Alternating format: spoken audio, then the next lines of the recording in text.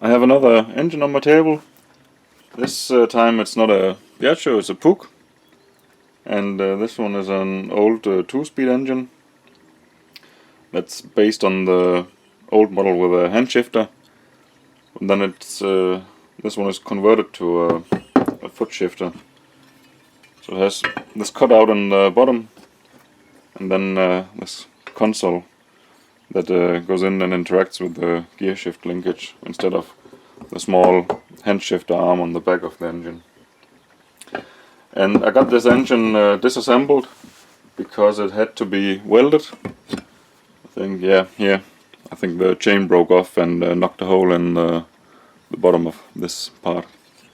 So the owner has welded it and done a really good job. And all the other parts came in bags, so that's going to be somewhat of a puzzle. But I've done one of these before. They're not so common. In Denmark we have them on the 2-speed Monzas and the 2-speed Puch Pioneer. This one is from a Pioneer.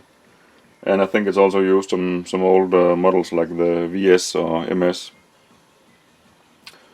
Yeah, the first thing I'm going to do is get rid of the old bearings. The ones I'm going to change are the main bearings from the crankshaft. They're split bearings with a loose outer ring and inner ring. And this 6202 bearing, I'm going to change that as well.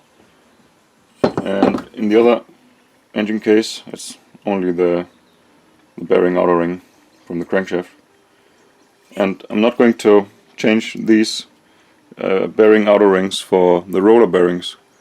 They are very durable and they can last a long time, so if there's no rust in them or any markings, any signs of damage or wear, then you will be fine with reusing them. And they are also hard to get and a bit expensive, so it's it will really cost you a lot of money if you want to change them just for the sake of changing them. So I'm going to use heat to not wear the bores out when I press them out cold. And for this bearing I just need to remove the circlip. So I'm going to heat it in my oven to about 150 degrees and then take the old bearings out. I think my engine is ready to get the bearings taken out. Sometimes they just fall out by themselves, but if there's a bit of corrosion you just need to give it a little push. That's the main bearing.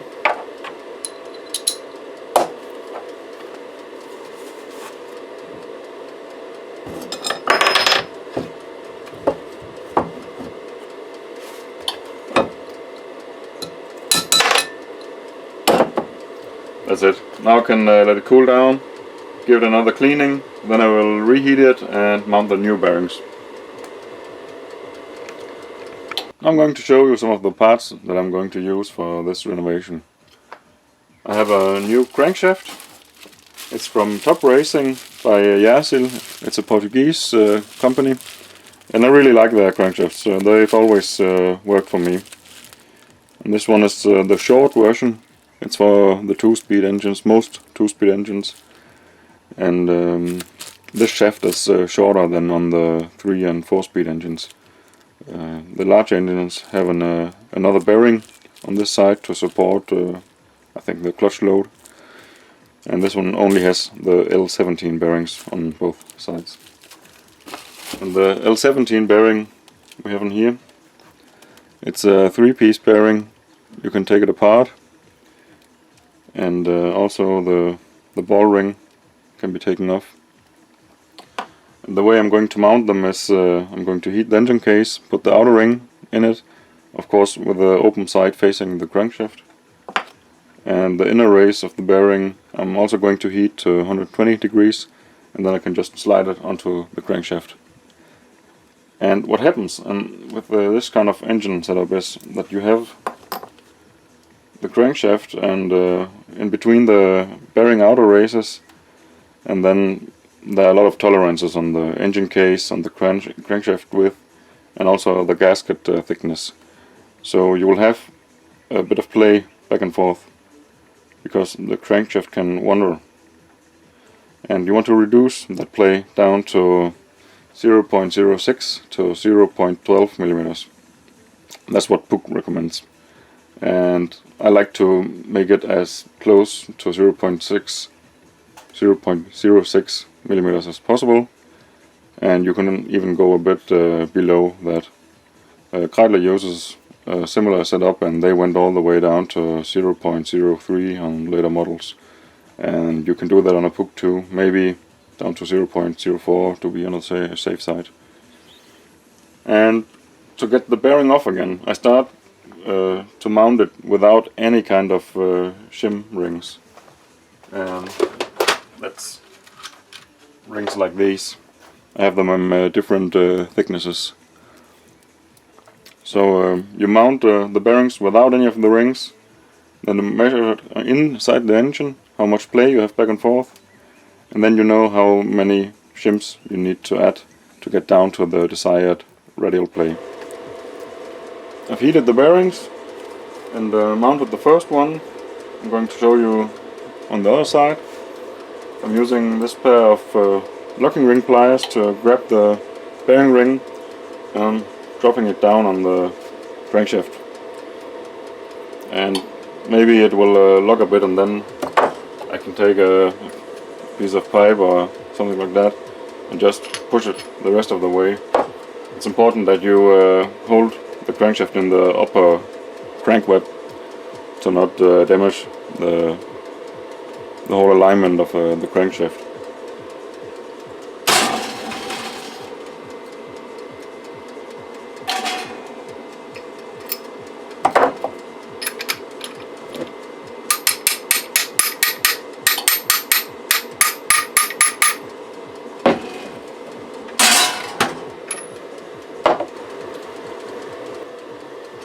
Let's see if our engine case is hot enough to get the bearing mounted. You should be above 120. And we are way above, we're about 150. Then you should be able to just drop the bearing in.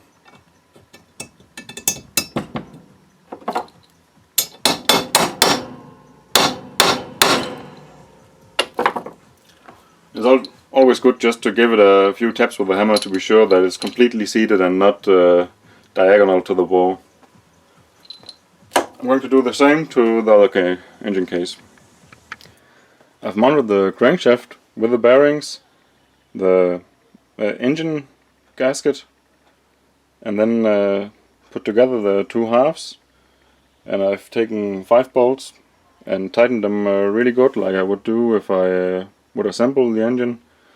I have nothing else in the engine, just the crankshaft. And now I want to measure how much play I have radial to the crankshaft. And I've mounted my gauge here, and I've set it to 0. Then I want to take the rod end and just pull it in my direction, because if it spins around it will vary a bit your measurements on the crank. So it's at 0 now, and then I will lift it up, and I can see it has 0.48 millimeters of play, and that's way too much. As mentioned earlier, Puch recommends 0.06 to 0.12. And now I'm going to take it apart again, pull the bearings off, and put some distance washers on both sides.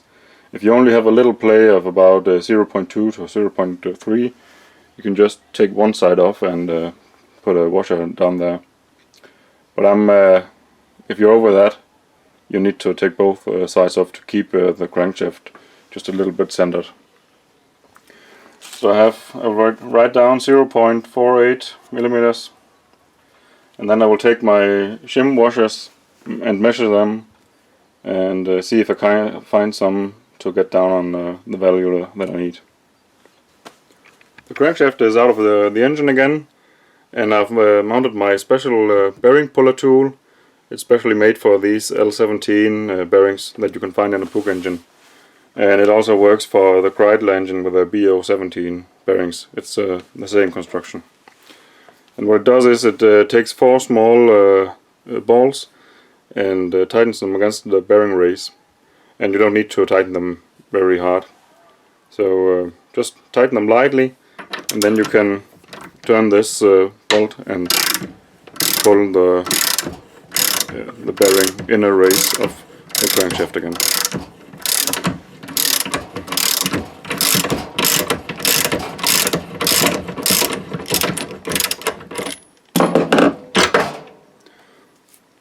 Then it's off again, and then you can take the shim distance rings and put them on this side of the shaft, and then put the bearing back on. And I need to do it on both sides. Another really important thing that you need to remember is when you pull this inner race off the crankshaft, you need to make a mark on the inner ring so that you can see what side was in and out, because the race is ground in probably the center of the ring, but it's not regulated how much it can differ from one side to another. So if you turn the bearing around, next time you mount it again, you may have another reading, and you want to make as few measurements as possible so that you don't need to pull the bearing off all the time. If everything goes well, you can just have this one time where you need to pull them off. So make your markings to be sure you mount it in the same way as before, and also make a marking if this is the clutch side or the ignition side, so that you mount it on the right side again with the same inner and outer races. I found some distance rings, washers or shims or whatever you want to call them, and they were a bit over 0.2 millimeters, so that will get me close to 0.06 and maybe a bit under. I mounted everything again like last time, and now I want to make the final check to see how much clearance I have. Yeah, that's just between 0.05 and 0.06, so it's a bit on the tight side, but I like it that way. If you're not comfortable with such a tight tolerance, you can go higher than that. But I've done a lot of engines like this, and they last very good for me and drive very well, no rattles or anything. So next up, I'm taking it apart again, and I'll mount the gearbox and also measure the radial clearance on the output shaft for the front sprocket. Okay, I want to show you what the gearbox consists of on this model. It's a very simple 2-speed gearbox. Through the years, Puch has made different versions. This one is the newest one. It has integrated washers for the roller bearings. On older models you had a loose washer on this shaft, and I think on the output shaft too. This one has an integrated small lip that controls the rollers. And the first shaft, that's the primary one. It's driven by the clutch, and on the clutch side it's supported by the 6202 bearing, and in the opposite side it's controlled by the roller bearings. And this is first gear and second gear. Look for any cracks or wear marks on the teeth. This one is really good looking. The power from this shaft is transferred to the output shaft or the secondary shaft. This side is where you mount the sprocket, and it's supported in both sides by the loose rollers. And on this newer model you only have one shim distance washer, and it's placed on the inside of the engine. You can get this in different thicknesses because you need to adjust the radial play to 0.1 to 0.3. And this is the collar that shifts the gears. It's in the middle of the shaft. Then you have the first gear on the inside of the shaft, and you need to point these dogs to the inside. And look for wear on them too. If they're very rounded, you can have problems that it will jump out of gear. But these Puch engines are, it really doesn't happen often, Puch engines, compared to some of the other engines I work on. So even if this looks a bit rounded, it has a lot of grip still. I think it will run very well for many miles or kilometers. And then we have the second gear sprocket. It's on the other side, and that's basically it. The distance ring here, and then the shifter fork.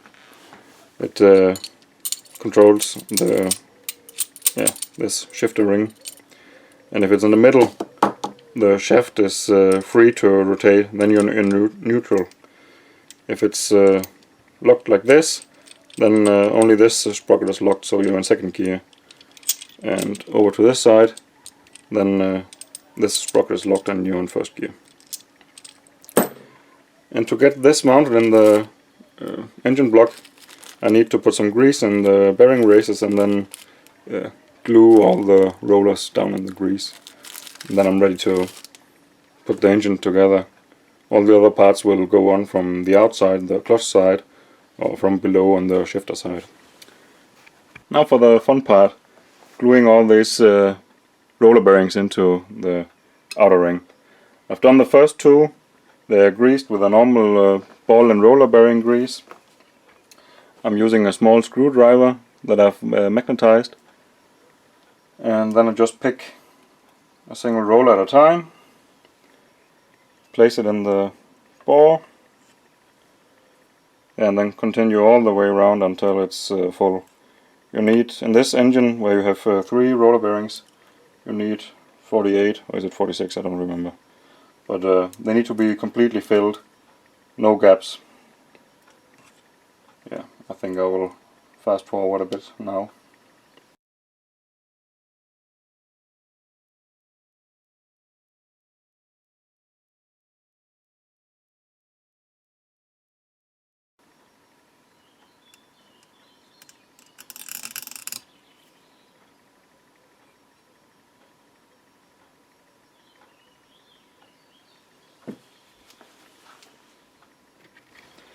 Now I'm ready to mount all the sprockets and shafts into the engine.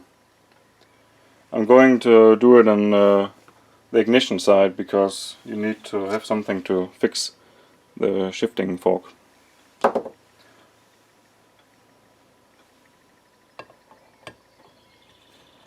Always make sure that you don't tilt one of the roller bearings.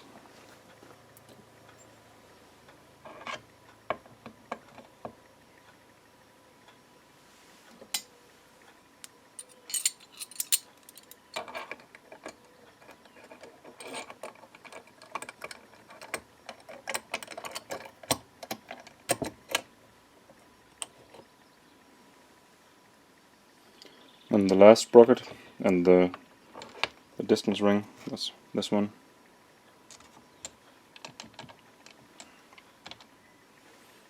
Yeah, and then everything else is empty in this engine block. On the larger 3 and 4 speed models you have a complete shifting shift drum and the shifting arm and so on. Next up is the gasket, the crankshaft, and then you can close the engine and tighten all the bolts. If your gasket surface is in a bad shape, if there are any really bad corrosion marks, or if someone has used a screwdriver to pry them apart, then I would recommend to use some gasket sealer like 3-Bond Neo 1104. It's a rubber-based gasket and it's petrol resistant, because you need to be sure that it's petrol resistant around the crankshaft. I've seen some engines leak a little bit because people only used oil resistant gasket cement. And this one looked good, so I've just covered the paper gasket in a thick layer of grease. That helps the paper to swell a bit and get into all the small grooves, and it also fixes the gasket in position so that all the holes align.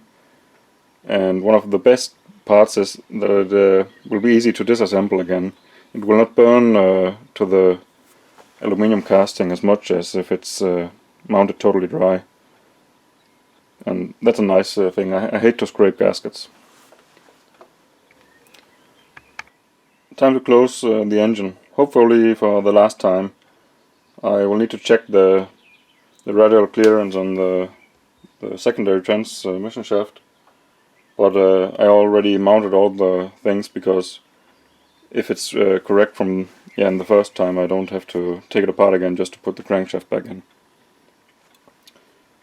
I just try to align everything so that you don't knock the small roller bearings out of place, and slowly put everything back together. And be sure to get it straight down so that it doesn't log up. This went fine. Everything can rotate now. I'll put some screws in it and measure the radial clearance. Yeah, now I am ready to measure the radial clearance on the output shaft, and I can already feel it's a bit much. So just see here, it's 38 to 39 hundredths, parts of 100, so 0.39.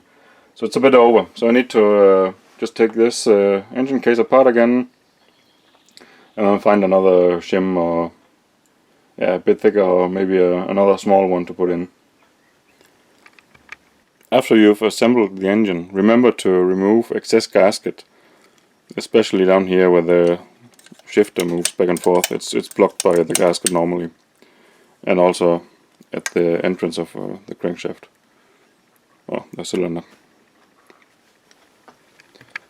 I found a distance washer that was a little bit thicker than the old one, so now I'm back in specs on the transmission shaft. I want to mount a few oil seals to prevent any dirt to get into the engine. And what I use are NBR rubber seals with an additional dust lip on the outside, and one normal seal on the inside. And Puch, they decided to mount it with a lip seal outwards, and I'm not sure why, but I prefer to mount it to the inside of the engine, or else this reservoir will get filled with dirt, and the spring can rust and snap at some point and fall off. And the same goes for the crankshaft. I've also filled the reservoir with grease between the dust lip and the seal lip, and this one also goes with a spring to the inside. On the opposite side, Puch decided to have the spring facing the clutch, and that works too, but other manufacturers, some turn it just like Puch does, for example Kreidler, and many Japanese manufacturers and Italian, they have the seal lip to the inside to the crankshaft.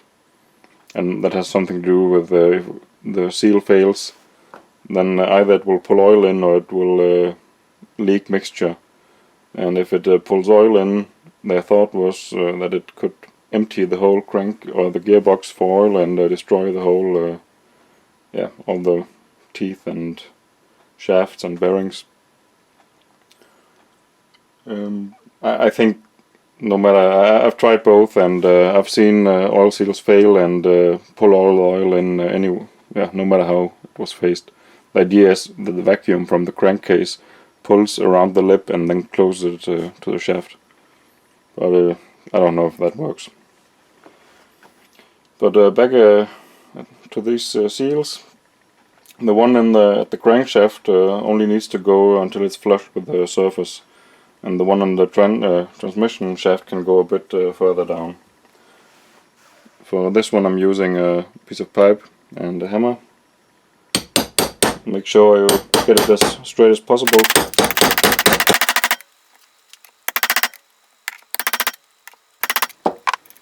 And for the crankshaft seal I'm using a punch.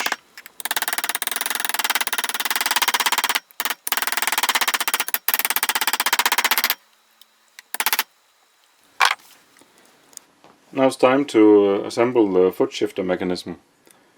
I have a little help on the screen. It's the original Puch spare parts catalog.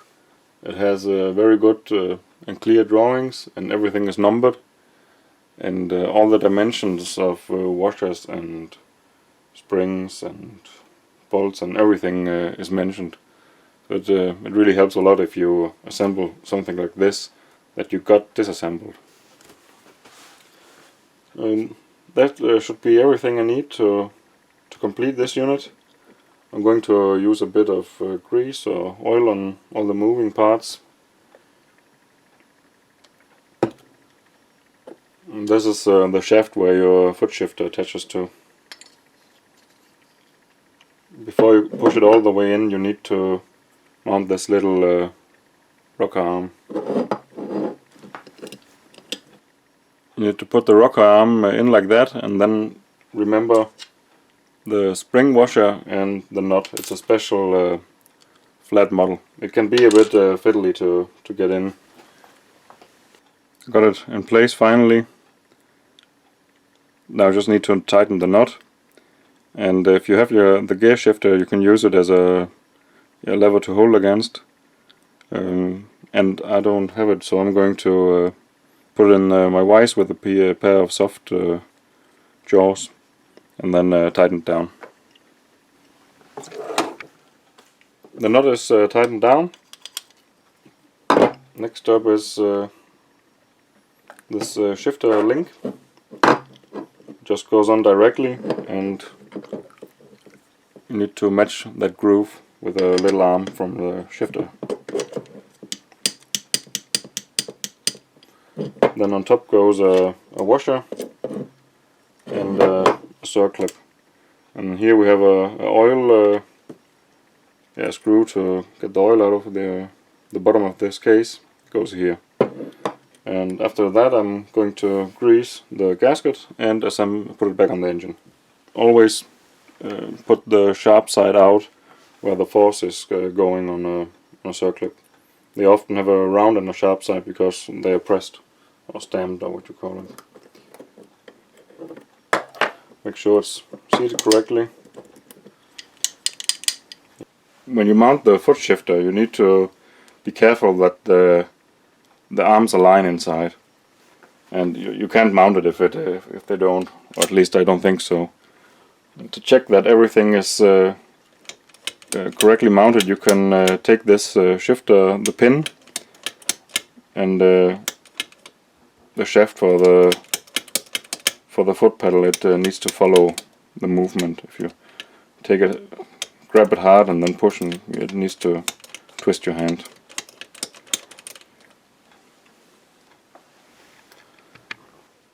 Now we're on the other side, on the clutch side of the engine, and as you may have noticed, I mounted the oil seal like this. Not like Puch did it, but I like to do it like this, so don't worry about that. If you want to do it like Puch, turn it around. I have all the parts ready. I'm going to start with this large sprocket. It's held in by a locking washer. I'm going to reuse the old one. And if you don't like that, then get a new one, but it has a lot of sides that are still good. Just going to hand tighten it at first, and then to get the clutch on the 2-speed, it just starts with a washer. On a 3 or 4-speed, there's a circlip before that. So just remember that if you're doing a 3 or 4-speed engine. And the clutch we have for this model is with 3 friction plates, and there are many versions that only have 2, but they're similar to mount, except for a few difference. Like this spring holder, it has small grooves on the back side, and it needs to lock into place before you can put it down on the clutch basket. The 2-speed models don't have that. And then the parts are a bit different. The model with the 3 plates has a small 12 teeth on the inside of the metal rings, and the 2-speed only have 6 larger ones. And then the dimensions are a bit different in all parts, of course, because it needs to fit 3 plates instead of 2. Right against the crankshaft, you start with the smaller washer. It's normally it should be 1.7 millimeters thick, or about that. Before you mount the clutch completely, you can make a quick check to see if the play is correct. You need 0.1 to 0.2 millimeters of clearance on the clutch basket. And if you have too little, your clutch won't work. Everything will be squeezed together, and then it can't disengage the engine. The lower washer below the clutch basket determines the play up and down. And I had it mounted just a few minutes ago with a original 1.6 or 1.7 millimeter washer, and it had a lot of play. I can try to demonstrate it. Just put the lower washer down, the clutch basket with the bushing, and then the next washer, the larger 1 millimeter one. Then you mount the nut to hold it down. And then this amount of play, that's what you want to reduce. I measured this, and I have a lot of play, a bit over half a millimeter. So I need a thicker washer below the clutch basket. And I looked in my stack of Puch washers, and I had a 2 millimeter wide one.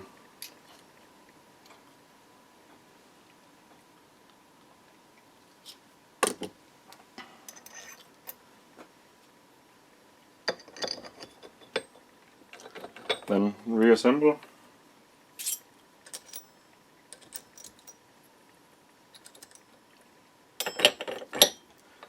Now I just have a little bit of play. I can just feel it, and I think we are in specs. I will measure it if I've mounted it again.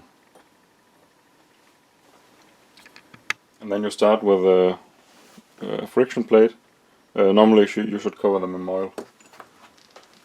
Some like to put them in an oil bath for a whole night. I'm just going to put a little on it. I think it's going to have oil in it a long time before it's going to get started, so I'm not worried about that.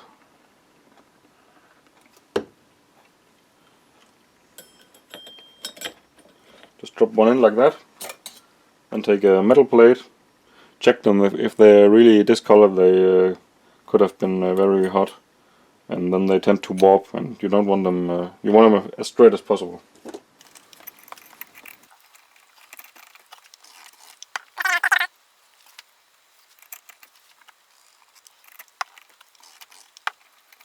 And now for the last one, put it in this basket and be sure that it rests completely against the housing for the spring.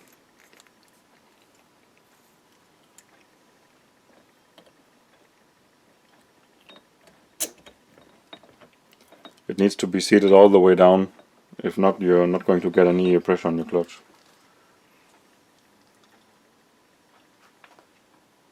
And then I need the spring. Where is it? This one. It can get weak yeah, if it's been in has a lot of miles and a lot of use. But I don't see this problem often. If your clutch your clutch grip is very soft, and your clutch tends to slide or lose grip, then it could be this spring that's too weak. And there's this little spring, yeah, what should we call it?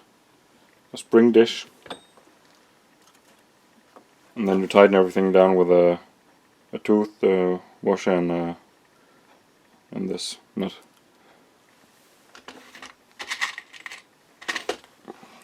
Just going to use a new washer. The old one was a bit mashed.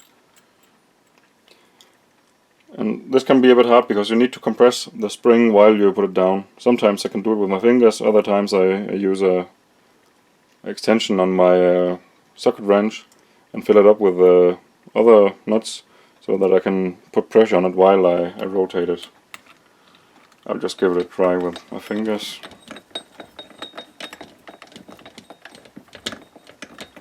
No, that's not going to work. I need the tool.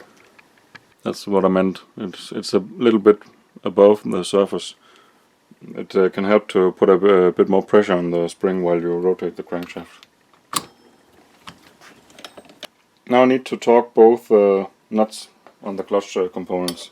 I have this special tool to hold the clutch basket. If you don't have it, you need to find a way of holding everything. Some like to put a piece of cloth between the sprockets, but I try to avoid that if I can. Another possibility is to lock the con rod, and Puch uses a tool where you have a kind of fork, and then you put a wrist pin through, and then you've got the crankshaft locked. The problem is, if you tighten too hard, the clutch plates might slip before you reach the 25 Newton meters that you want to use to tighten the nuts. You just see how it goes.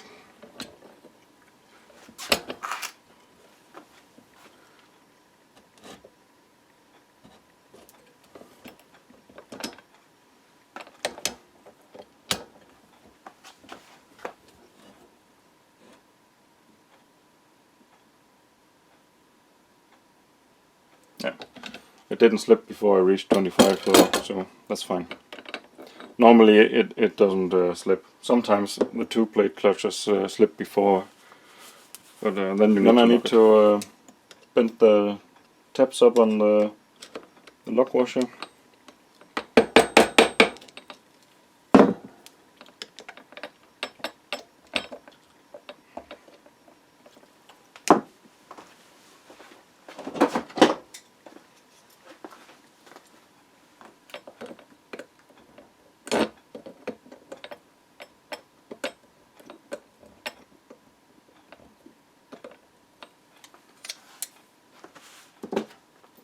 Then we can install the clutch puller idle bearing, or it's a combined piece.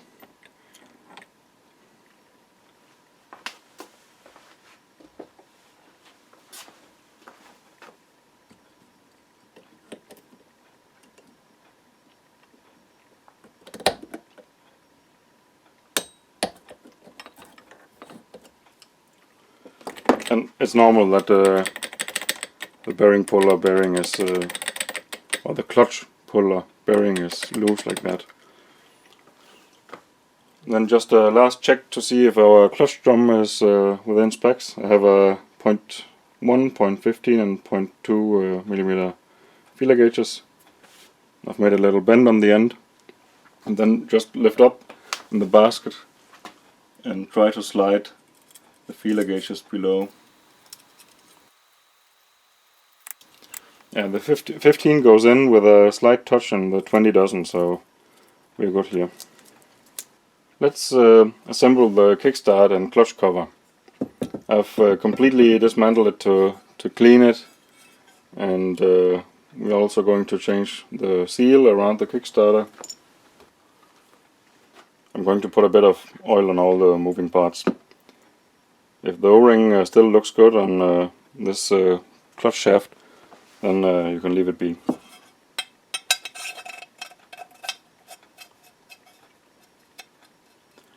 You need to put it far enough in so that you can get a small C-clip on the shaft. That's the one that looks like that. And put it with a sharp side down. If you feel it, one side is sharper than the other. The next part I want to mount is the Kickstarter shaft.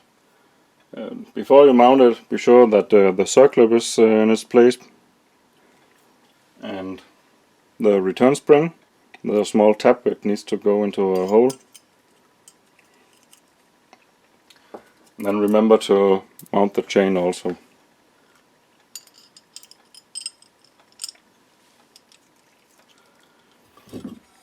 Start to put the shaft inside its bore, and then hold the return spring. It has a long arm. Just get it below this point to start with. Slowly start pushing it in, and turn the Kickstarter shaft around to get past the bolt hole up here. Push it further down, and then when you're nearly at the bottom, take a screwdriver and then get the spring in its correct position, which is below this point here. Now that the spring is in its correct position, twist the shaft and push it in until you get down to the stopping point. You can also use a 13mm wrench to turn the shaft on the outside, like that. Now it's in its place, fully seated, and the spring is in its correct position also. And then we have this small sprocket. It's driven by the Kickstarter shaft and the chain, and that's what turns the engine around with this kind of this sprocket. It slides out and grips the large sprocket on the primary gear shaft, and it's held in by a large flathead screw. Let me just lube it a bit.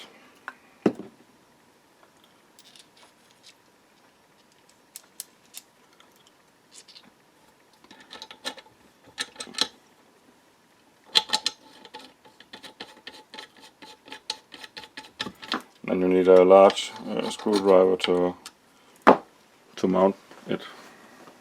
I use my socket wrench with the largest bit I have.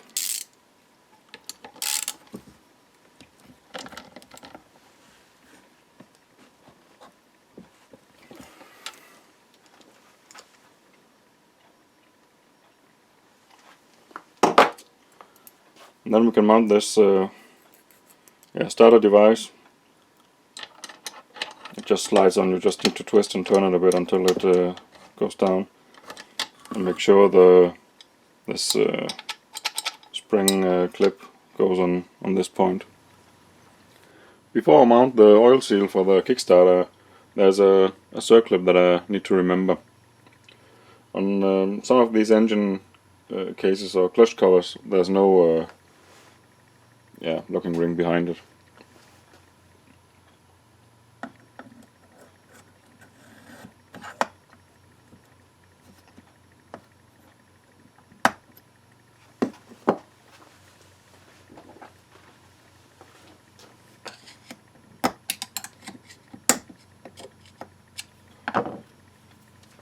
And then I can lubricate the seal and put it in place just like the other ones I showed you. After that, I need to mount a return spring for the clutch shaft, and there's a small plastic spacer, and then on top of it there's a kind of a dust cover, and then at last the clutch arm. But I just found out that the return spring was broken, so I'm going to assemble this after I shot the video. I'm just going to show you how everything needs to be set up. Before you mount the clutch cover on the engine, you need to make sure that the cutout on the clutch arm, that it's like this, so that the bearing, the clutch puller can get past this shaft. If it's turned like this, you can't get it through. So just turn it around and put it on, and then you can turn the shaft back so that it's 90 degrees to this or parallel to this gasket surface. And then the clutch bearing, the puller, it's adjustable. The outer part, it can be screwed in and out, and it's locked by a piece of metal pin.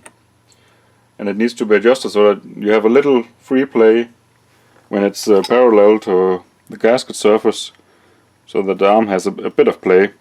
It shouldn't put pressure on it all the time, because you will ruin the bearing. It will spin all the time, and with force on it. And then the arm has to be adjusted to an angle about this. I think the manual says 58 degrees or something. I will check that for you. But adjust it so that you have a good lever and a good clutch motion. And that also depends on your clutch cable, but it's best to adjust the right angle here and then adjust the clutch cable to match. Yes. That's the drawing from Puch that I talked about. The angle is 58, like I mentioned. That's this angle that I'm talking about. What you see here is the clutch arm. And this part, this half moon, that's the cutout on the clutch shaft.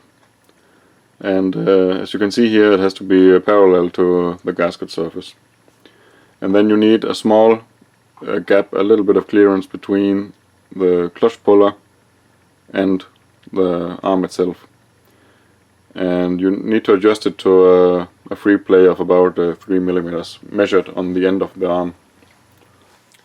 I've mounted a new seal in the Kickstarter shaft, and now it's ready to get installed. There's the shifter pin, and then the long Kickstarter shaft. They need to match to a hole, so just need to wiggle it a bit around if it doesn't fit. And then take the clutch puller and the flat side of this bolt. It needs to face forward.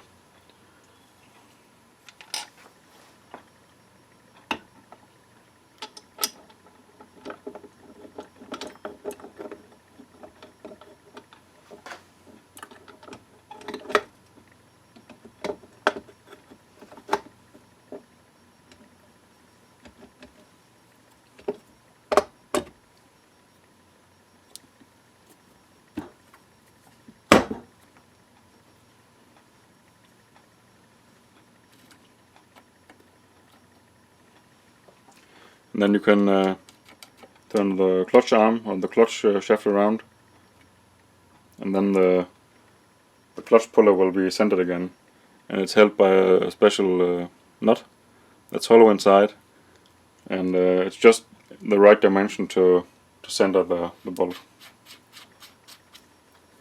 Now I can mount the last bolts, the oil level plug and the drain plug. Oh, that's the drain plug. And here we need to mount the fixing spring for the shifter. It makes sure that the gears stay in place. And that's down here. Now I'm going to mount the Kickstarter. We start with this part that goes onto the shaft, and the round side needs to go to the outside. That's where the Kickstarter arm can tilt. And you need to align it with there's a keyway in the shaft. And then the kickstart arm or lever. I like to lubricate everything with grease.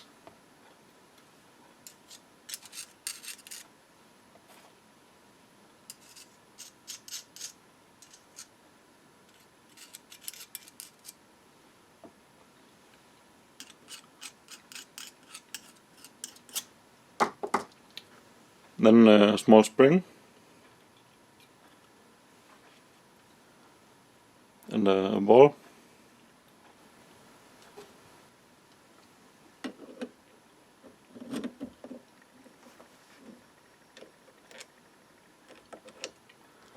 And it goes in from the bottom part.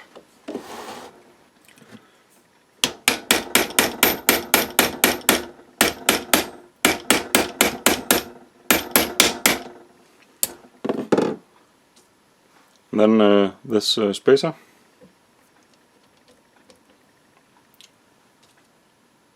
And a thick washer. It's 7mm on the inside.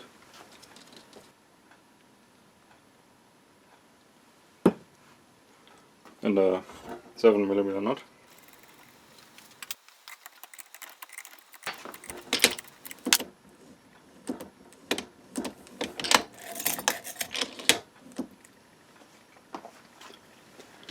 And that's the end of this video.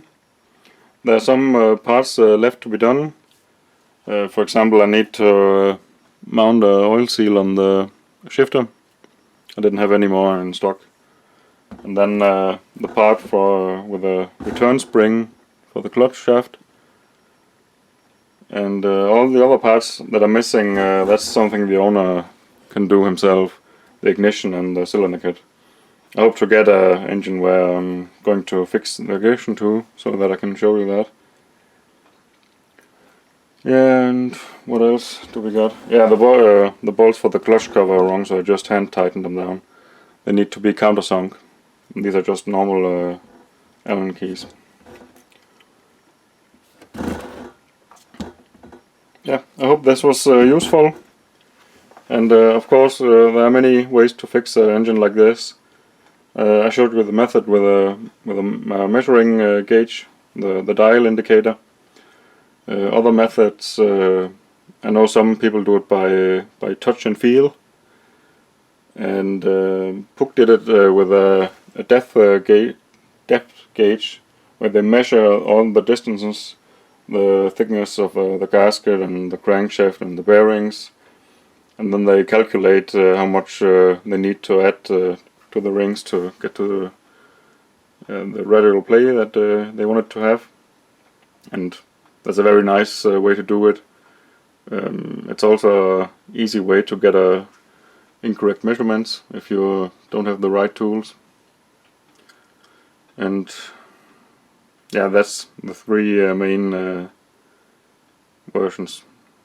And I like to use the one with the dial indicator. Yeah, that's it. I hope to get a 3 or 4-speed engine next. And many parts are the same like this one, but especially on the gearbox side there are a few differences. Bye.